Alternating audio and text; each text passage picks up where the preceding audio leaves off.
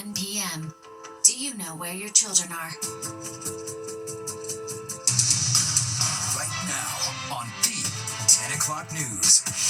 An outpouring of grief and affection as a Catholic faithful all over the world mourn the death of Pope Francis. From St. Peter's Square che tutti abbiamo ancora nel cuore, to St. Patrick's Cathedral. He taught us that who we are is more important than what we can do.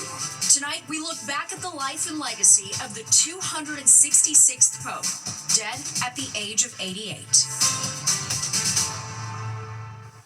And we begin tonight with a live look at St. Peter's Square, where it's just after 4 o'clock in the morning. It's calm now, but just hours ago, it was filled with mourners. Good evening, and thanks for joining us. I'm Natasha Verma. And I'm Teresa Priolo in for Steve. The Vatican announcing the Pope's passing early this morning, just hours after he made his last public appearance on Easter Sunday. And now we know that Pope Francis died from complications of a stroke as well as heart failure. The Vatican says he passed away at 7:35 this morning local time. Details about his funeral for the first Latin American pontiff have yet to be announced. We have Fox 5 team coverage tonight. Let's start with Fox 5's Sharon Crowley live outside St. Patrick's Cathedral, where the faithful have been flocking all day. Sharon. Yeah, Natasha, Pope Francis was what's described as the people's pope, and you can see why. We are live here at St. Patrick's Cathedral in New York City, where Catholics here in New York and around the world are mourning the death of Pope Francis. His welcoming and approachable style is really what he'll be remembered for, and for also encouraging all of us to be kind to the neediest among us. Even in death, Pope Francis's preference for simplicity evident as cardinals seal the doors of the pontiff's formal apartment. The Holy Father did not live here.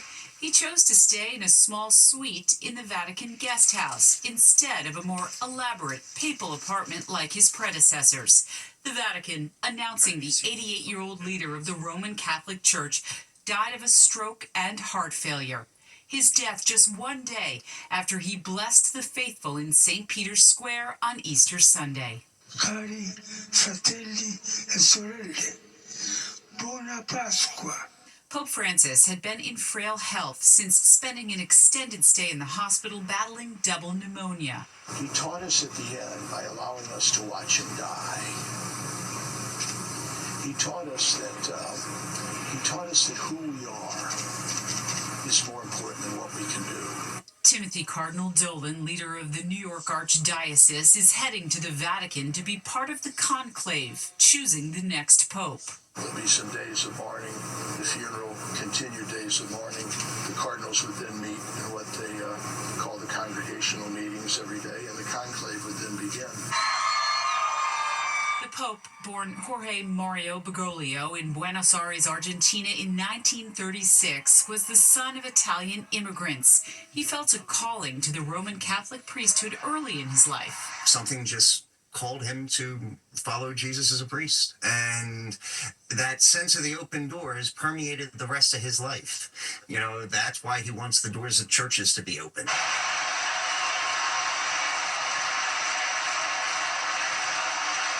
Pope Francis was elected to lead the Catholic Church in March of 2013. Francis was an unexpected choice because he's the first member of a religious order in decades and the first Jesuit pope.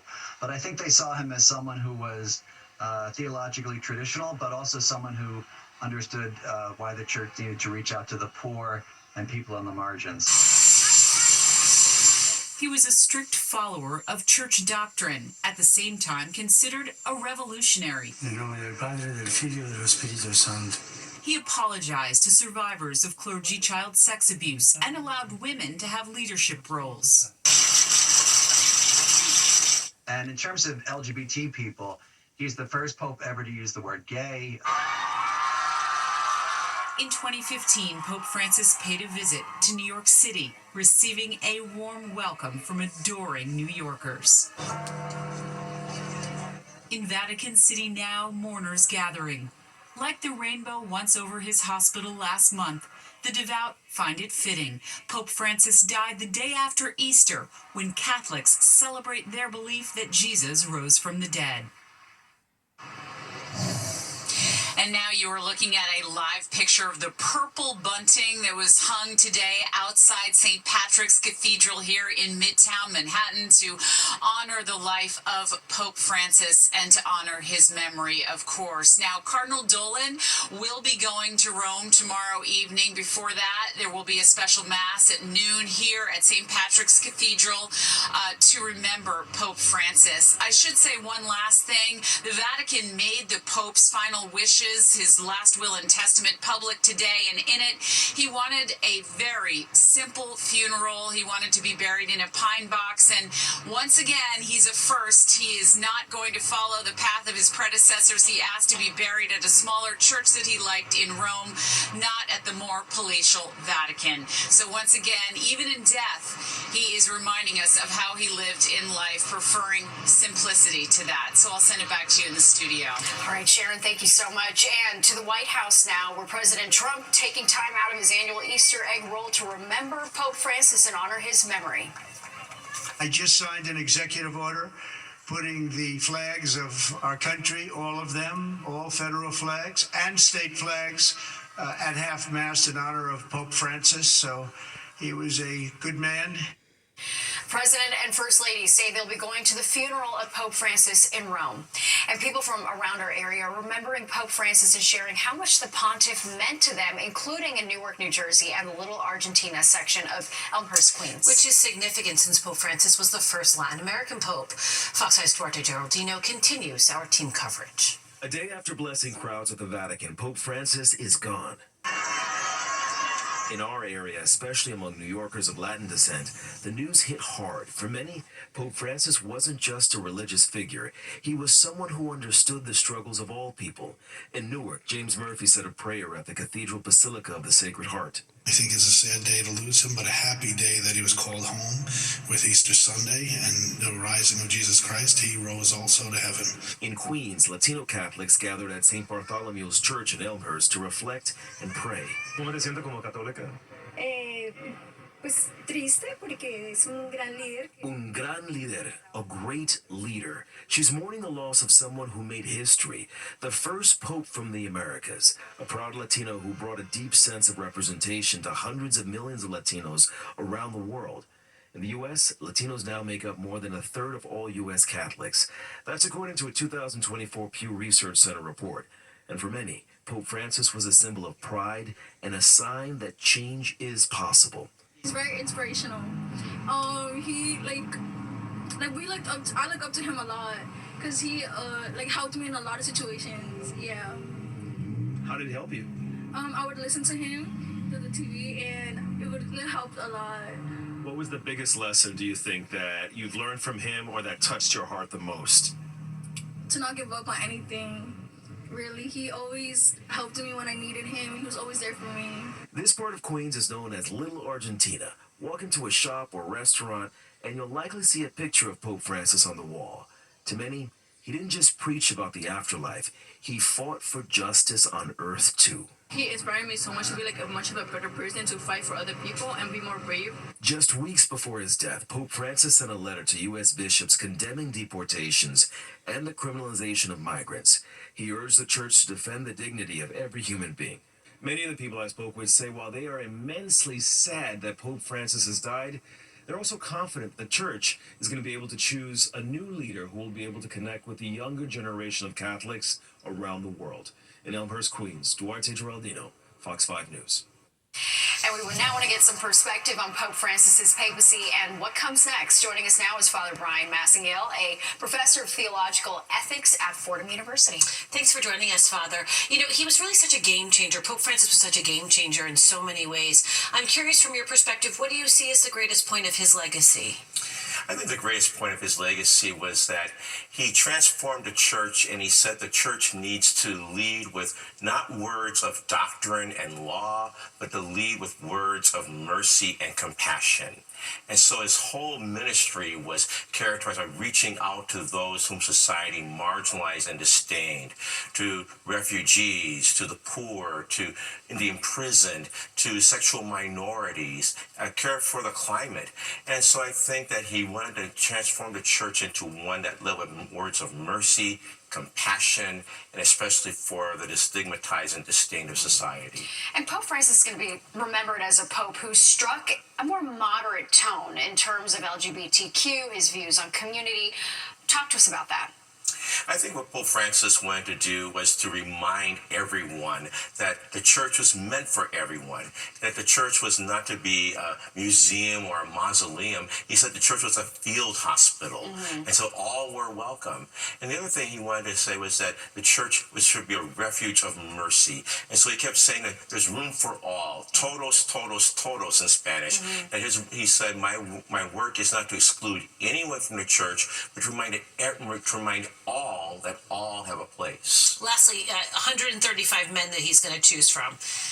Got a pick? Got a favorite horse in the race by chance? Anyone that thinks that they know what's going to happen is an absolute fool. But I will point out this, that this conclave is going to be the most geographically and ethnically diverse assembly of electors in Catholic history, including the first African-American cardinal to participate in the election of a pope.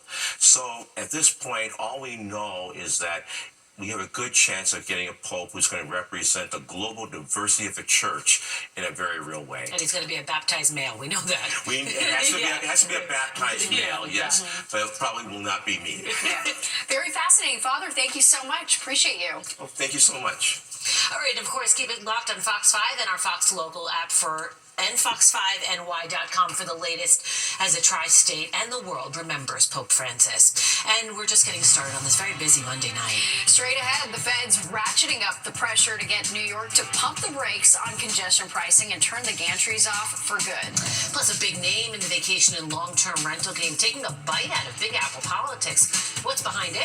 And Nick, talk about our weather, hey Nick? Hello there, and our weather kind of cool today compared to what we had over the weekend, and clouds are in place now. A couple of showers are moving in, but notice you see not a lot of rain expected overnight. We'll talk about that and bring you a warm-up coming our way too when the 10 o'clock news returns.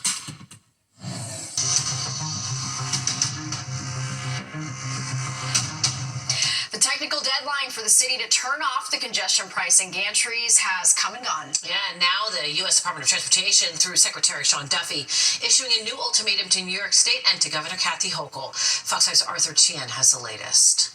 Well, let me repeat this for those who didn't hear me the first 10 or 11 times. That's Governor Kathy Hochul tossing aside the latest threatening letter from the Trump administration saying it will withhold federal funding from New York unless congestion pricing gantries are shut down. The letter comes from Transportation Secretary Sean Duffy, who says the governor is attacking working-class Americans. This is appropriate that the federal government send a message to the state of New York and the MTA that they will impose penalties if they do not comply with federal law, and that they're operating the congestion pricing cameras in violation of federal law. Duffy's letter threatens to pull funding from road construction projects in the city and also in other parts of the state, including on Long Island. And it comes a day after the Easter Sunday deadline previously set by the feds came and went. State officials say the program is working, citing nearly 6 million fewer vehicles entering the zone compared with past years since congestion pricing was activated. At the same time, data shows hundreds of thousands more are taking the subway and buses each week, and the tolls are raising the amount the MTA had projected, about $50 million a month. Duffy initially railed on Hochul and the MTA on subway safety. Following a tour with Mayor Adams and taking a train for 2 stops, he now says it is about the economy. They're really concerned about what is happening to New York's economy. They should look to see what's happening to Broadway attendance. And they'll see that Broadway show attendance is up. They'll see that restaurant reservations are up. Legal analysts point out congestion pricing went through a lengthy planning and review process before it was approved by the feds, and they say that approval was essentially a contract that now all parties are held to. Nonetheless, the Trump administration's new threat sets May 21st as a new deadline, promising penalties to begin a week later if the governor does not comply. Her message, a simple one. Congestion pricing is legal, it's working, business is up, traffic is down, and the cameras are staying on. Arthur Chien, Fox 5 News. And for the latest on the back and forth over the new congestion pricing deadline, you can download the free Fox Local app.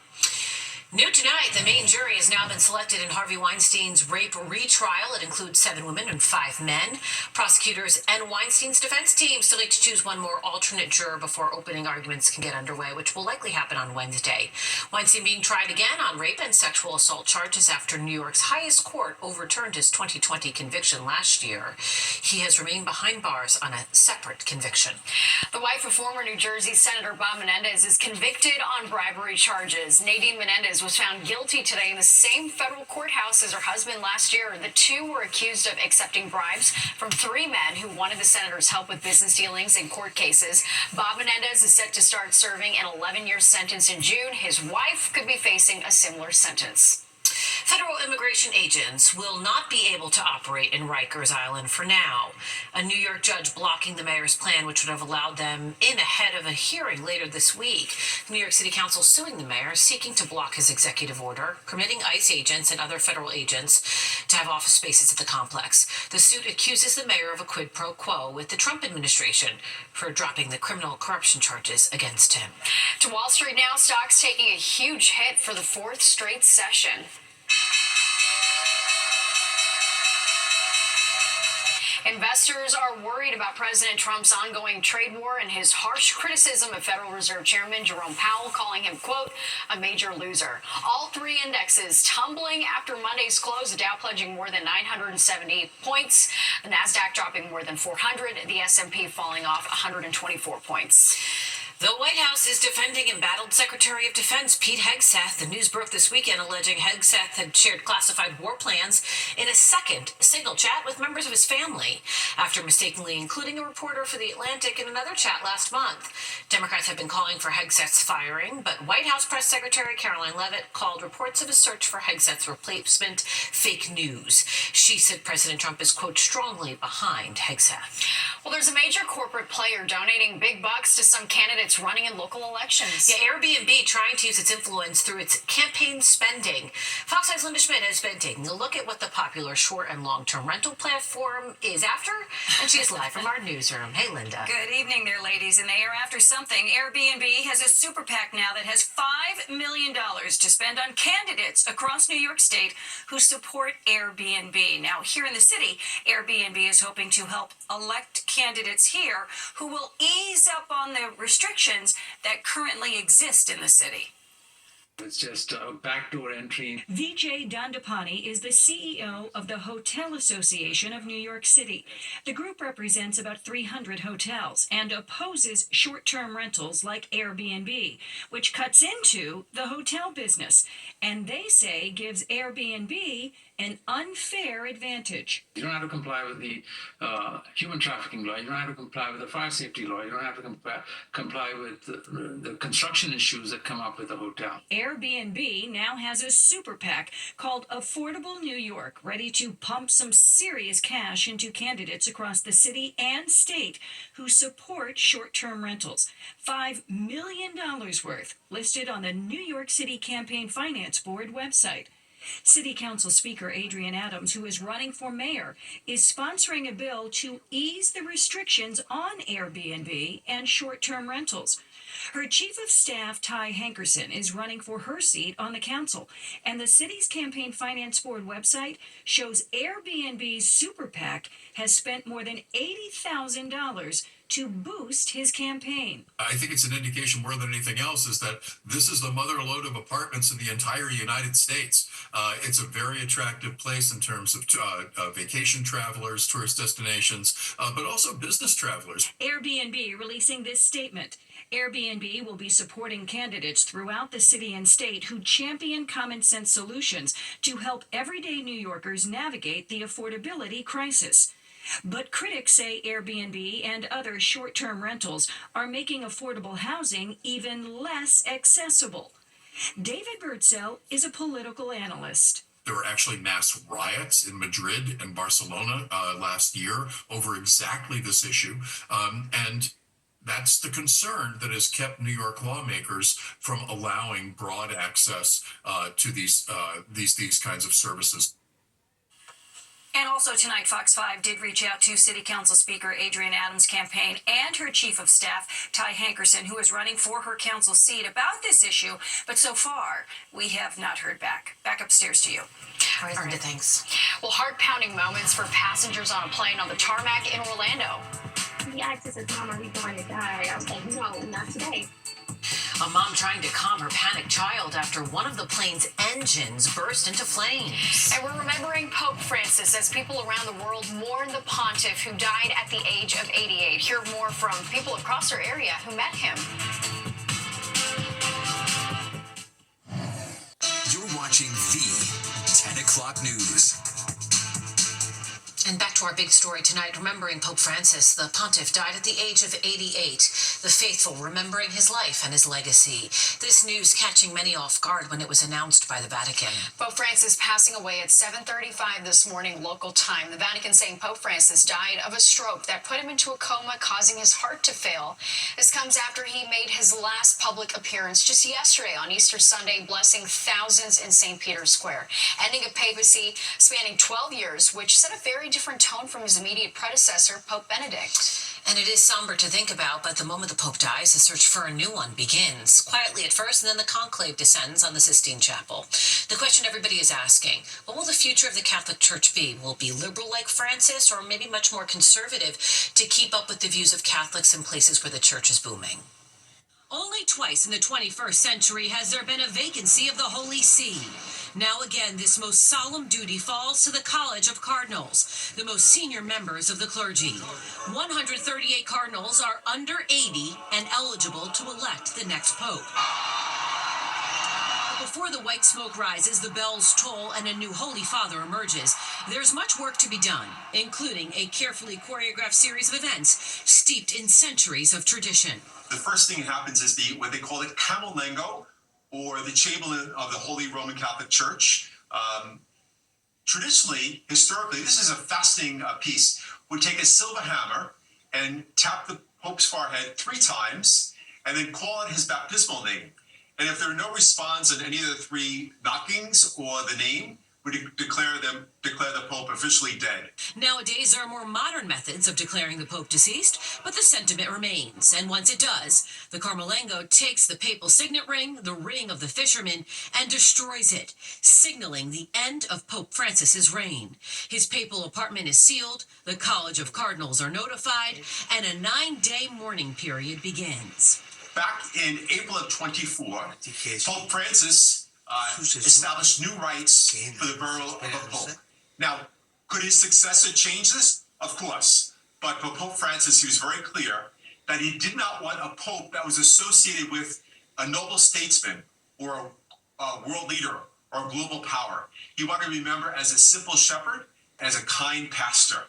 And so he wanted to be buried in that respect. What's quite striking, it's a very simplified funeral rite that he's left us with. The funeral will be unlike the others we've seen in modern times. Think disciple of Christ, not head of state. Pope Francis will be buried at Santa Maria Maggiore, not St. Peter's Basilica. And that process will happen between the 4th and 6th days after his death. Once the burial is done, the conclave begins, which is roughly 15 to 20 days after the Pope's death is announced. That's a very serious gathering. It's very restricted. The cardinals themselves are in one place. They're not to leave during that time. They don't come and go. They're it's now where Pope Francis lives, in Santa Marta, and they stay there. They go over to the Sistine Chapel each day for their deliberations and their vote. The cardinals vote in secrecy 4 times a day. When they vote, they're locked inside the Sistine Chapel. They're cut off from the outside world as a way to reconnect with the Holy Spirit. If a 2/3 majority is not reached, the smoke that emerges is black. Once a decision has been made, the smoke is white and the bells toll.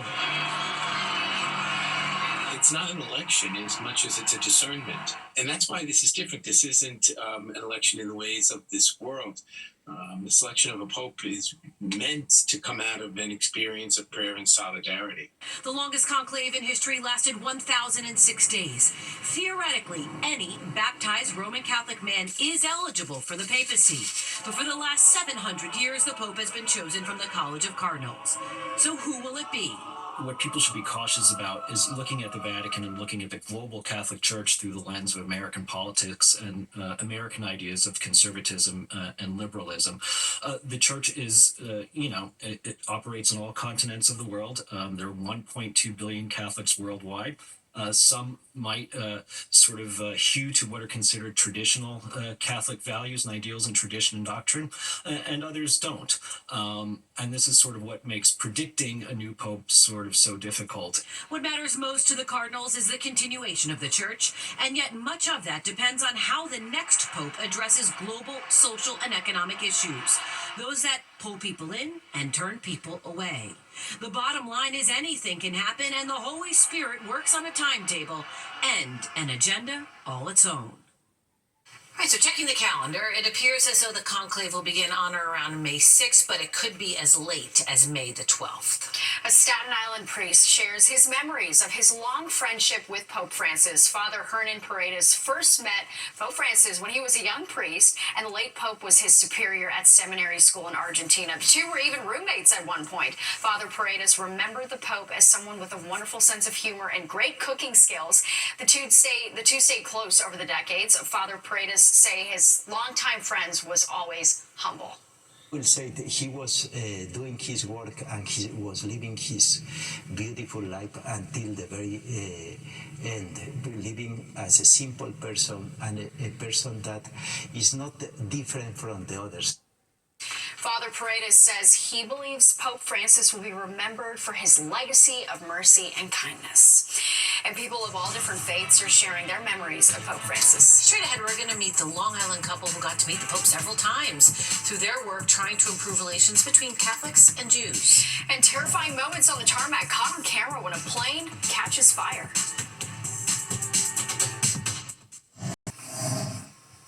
Well, it's not just Catholics that are mourning the loss of Pope Francis. A Jewish couple from Long Island have spent their entire lives working to bring Catholics and Jews together. They share their memories of Pope Francis with Michelle Ross.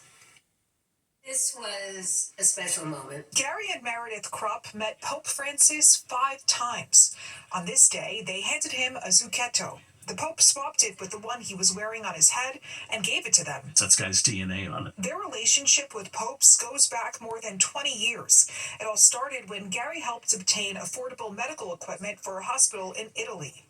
Gary was knighted by Pope John Paul II in the year 2000, making him just the 7th Jewish person to become a papal knight. Throughout the years, we kept advancing this. I said, wait a minute, I'm now bridging 2 religions. I'm a member of the papal household, which I am. I'm listed in the papal household. I'm also, Jewish. He was knighted again by Pope Benedict in 2000.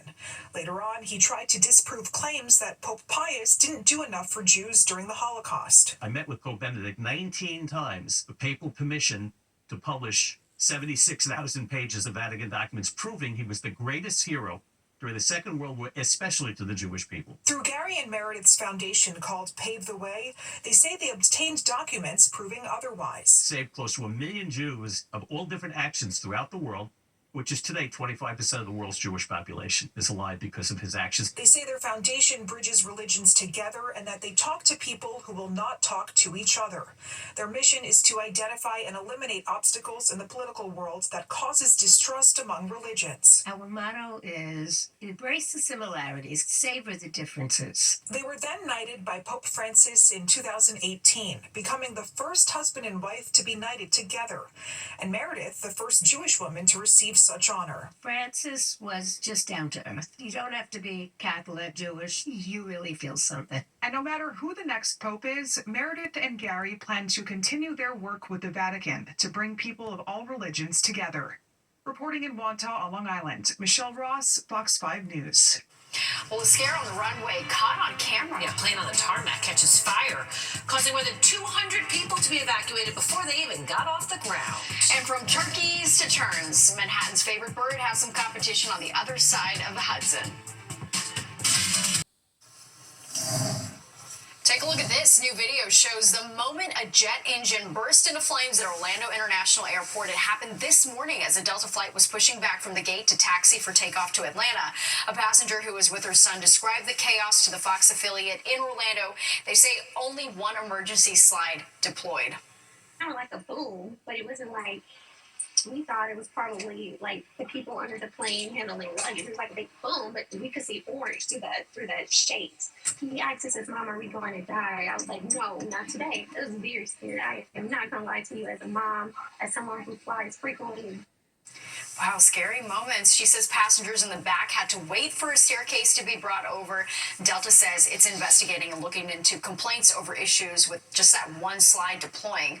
The airline also says everyone made it off the plane without injuries. Wow. Quite the scene, though, when you look at that video. Concerned about getting back on a plane. I know, it really does. Yeah. All right, time now for the forecast, and let's check in with Nick. All right, you see on that video, it is cloudy overhead, and those clouds are going to lead to some showers. Very few showers, but they'll be out there as we get through the next couple of hours around here, probably till just about commute time. Good. All right, Nick, thank you. Tonight, Rosie or Astoria, the turkey, has some competition. Yeah, it's coming from across the Hudson. A bird you might not have heard of before. Fox 5's Stephanie Bertini has more from Hoboken. The common tern, known as Hoboken's honorary bird, is getting more and more attention here in its city. As we advocated for the common tern, we discovered that there was a whole community of people from Hoboken who love these birds. Jeffrey Train, known as Mr. Train around Hoboken, is a passionate advocate for the common tern. He co-founded a group called Our Tern and is behind a major push to get these birds their own artificial island right in the Hudson River. For about the past decade or so, common terns have been nesting on this pier behind me. It's a private pier. It's a privately owned pier, and what our goal is to build a artificial island in Weehawken Cove so that these birds have a permanent place to nest. That privately owned pier has become a place where a common tern colony nests. According to those around here, they come in the spring. They should be around soon enough. So common terns are a species that's listed as threatened in New York State, and they're a species of special concern in New Jersey. And one of the ways that we can help them is by creating habitat that is permanent and where they'll be safe, like a floating island. Bird experts say luring the terns to their new home will not be easy, so the plan is to use decoys. So these are tern decoys, and what they do is you put them on the island and you paint them to resemble common terns. In an effort to spread awareness about the private island initiative for the birds, more and more business owners are getting these decoys, decorating them, and putting them in their businesses. We have had a lot of people come in and ask questions in regards to the Hoboken bird. We're a little creative with the bird because we wanted to make sure people know that it's a nail salon. The reason why we're so excited to be a part of the Tern Project is because we're the oldest restaurant in Hoboken, and they're really the newest residents in Hoboken. The plans to get the birds their own island include raising money, and that's where the awareness bird lovers hope will pay off for Hoboken's honorary bird. Stephanie Bertini, Fox 5 News. I think we need to get a Fox 5 tern. I want to know if that's Dustin's real name. Partridge. It's perfect. He's like, you know what, that name? I should be a bird expert. That's right. You know? That's right. All right, runners from around the world converging on Boston. That's right. We've got the highlights from today's Boston Marathon.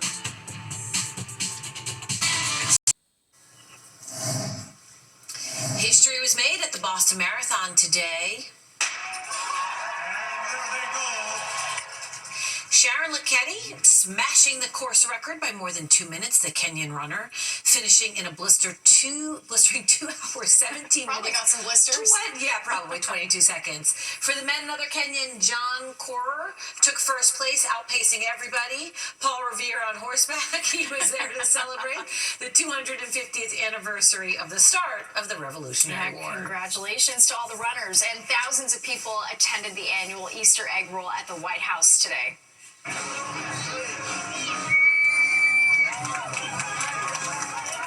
To Despite an egg shortage, 30,000 real eggs were used, and for the first time, there was corporate sponsors for the event, and the funds going to the White House Historical Association. And there's more of the 10 o'clock news straight ahead. But first, here's a look at what's coming up on Goodnight New York. It's Stress Awareness Month, and the Cleveland Clinic has some tips for de-stressing with essential oils. They say scents like lavender and eucalyptus are best for unwinding, but be picky with the ones that you buy. Oils labeled perfume or fragrance probably indicate additives and should be avoided. The clinic is also reminding people that most essential oils are for smelling, not to put on your skin. I usually go to sleep with like lavender essential oils. I just pass out. You just pass out. You're tired. Like, I'm tired enough. I'm growing a human. I'm just going to bed. Yeah. Well, that's good. Yeah. All right. That does it for us tonight. If you miss any part of the 10 o'clock news, you can always catch an encore on our free streaming app, Fox Local. Yeah, you can stream our newscast there anytime. Have a great night.